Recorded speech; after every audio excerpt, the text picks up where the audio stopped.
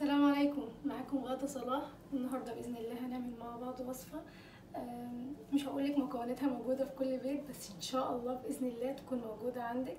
ما تنسيش لو لسه ما اشتركتيش في القناه تشتركي في القناه وتعملي لايك للفيديو وكومنت جميل كده عشان احبك. يلا بينا نقول بسم الله ونشوف النهارده هنعمل ايه. معايا هنا 3 وحدات طماطم، هقطعهم بالطريقه دي.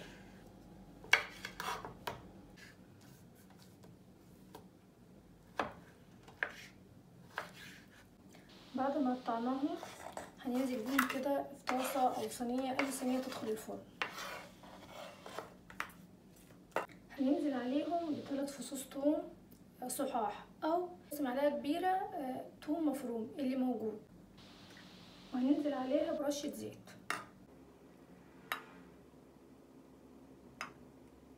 وكمان رشه ملح على الفرن. وهنا عندي واحده بتنجانه كبيره صغيره اللي تحبي. هقطع بس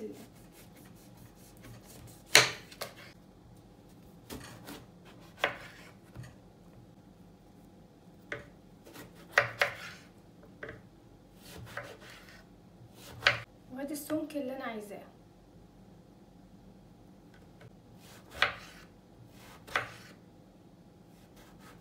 هنرصهم كده وهنرش عليهم حبه ملح علشان البتنجان ينزل الميه اللي فيه. واول ما البتنجان تطلع الميه بتاعته ننشفه بالطريقه دي.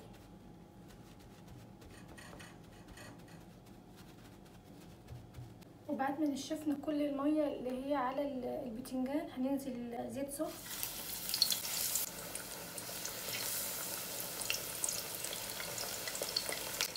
وكمان قرنين فلفل معاها. تقدروا طبعا تستخدموا فلفل حار، بس انا ما ينفعش عندي عشان عندي اطفال. وهنا بعد ما الطماطم استوت خالص هنهرسها كده بالشوكه، هتتهرس بسهوله ان شاء الله.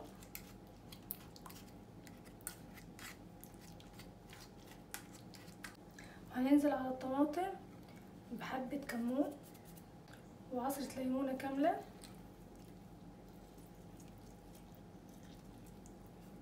وكمان حبه خل.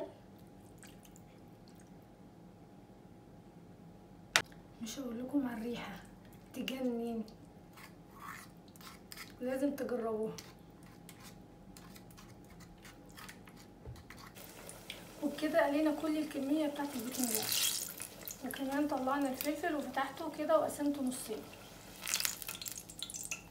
كده البتنجان بتاعنا جاهز، كده الدقه بتاعتنا جاهزه. تعالوا نشوف دلوقتي الخطوه اللي بعدها ايه. ننزل بقى بالبتنجان كله فوق الدقه اللي احنا عملناها والفلفل برضو، ونقلبهم كويس جدا مع بعض.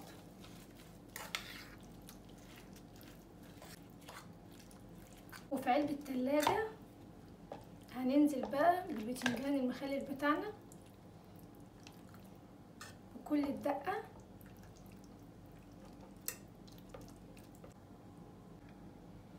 وادي البتنجان المخلل بتاعنا جاهز. تقدروا تحفظوه في التلاجة لمدة اسبوع او اكتر من كده كمان.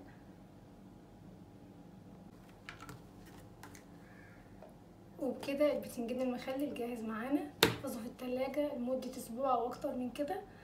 ويا رب يكون الفيديو عجبكم. متنسيش تعملي اشتراك للقناة لو لسه ما عملتيش اشتراك، وكمان تعملي لايك للفيديو وتشاركي الفيديو مع احبابك واصحابك عشان يجربوا الوصفة. وبس كده، السلام عليكم.